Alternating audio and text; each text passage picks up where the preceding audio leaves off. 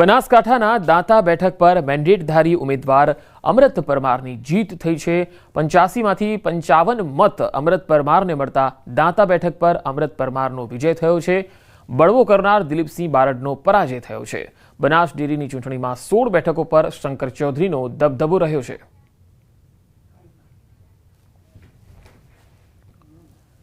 સરદાર વલ્લભભાઈ પટેલની 150મી જન્મજયંતિને પગલે 31 ઓક્ટોબરના રોજ એકતા દિવસની ઉજવણી કરાશે, જેના ભાગરૂપે ભવ્ય કાર્યક્રમનું આયોજન કરાયું છે।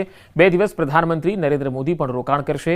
17 ઓક્ટોબરથી 15 નવેમ્બર સુધી પ્રકાશ વર્ષની ઉજવણી થશે, જેમાં એકતા નગરીને દુલ્હનની જેમ સજાવવામાં આવી રહી છે। તમામ પ્રોજેક્ટ પર LED લાઇટો વડે રોશની કરવાનું કામ શરૂ કરી દેવાયું છે। સમગ્ર કેવડિયા અને સ્ટેચ્યુ વિસ્તારમાં 35 થી 40 કરોડના ખર્ચે 3 કરોડ LED લાઇટોનો શણગાર કરી સ્ટેચ્યુ રોડ અને ગ્લો ગાર્ડન જગમગી ઉઠ્યું છે।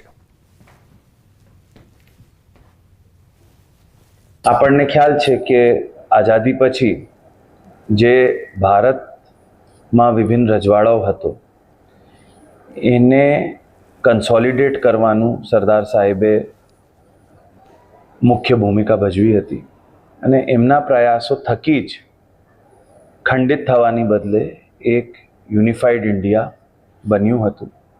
તો એ સરદાર સાહેબના જે એફર્ટ્સ હતા એને ટ્રિબ્યુટ આપવા માટે એકતા દિવસ પરેડનું સ્ટેચ્યુમાં દર વખતે ઉજવણી કરવામાં આવે છે। વડોદરાના લાછરસ ગામમાં NDRFની ટીમે મોક ડ્રીલનું આયોજન કર્યું। ગામમાં આવેલા તળાવમાં વરસાદી પાણી ભરાતા ફસાયેલા લોકોની કઈ રીતે મદદ કરવી તે અંગે માર્ગદર્શન આપવામાં આવ્યું। NDRFની ટીમે તળાવના ઊંડા પાણીમાં 3 લોકોને મોકલ્યા, જે બાદ તેમને બચાવવા માટે NDRF અને બટાલિયન ટીમે 2 લોકોનું રેસ્ક્યુ કર્યું હતું, જ્યારે અન્ય એક વ્યક્તિ ઊંડા પાણીમાં ગરકાવ થતા કુશળ ડાઇવર્સે પાણીમાં ઉતરી તે વ્યક્તિને બચાવ્યો હતો। આ દરમિયાન 108 એમ્બ્યુલન્સને જાણ કરાતા સ્થાનિક આરોગ્ય કેન્દ્રની એમ્બ્યુલન્સ અને 108 તાત્કાલિક ઘટના સ્થળે પહોંચી એક વ્યક્તિને નજીકની હોસ્પિટલમાં ખસેડી સારવાર આપવામાં આવી। સમગ્ર મોક ડ્રીલ દરમિયાન વિવિધ સંબંધિત વિભાગોને જિલ્લા આપત્તિ વ્યવસ્થાપન કેન્દ્રમાંથી કોલ કરી તેમનો રિસ્પોન્ડ ટાઈમ ચકાસવામાં આવ્યો। जो मॉक एक्सरसाइज हुई है फ्लड वाटर रेस्क्यू ऑपरेशन के लिए हुई है, ये 6 NDRF वडोदरा की तरफ से आयोजित की गई।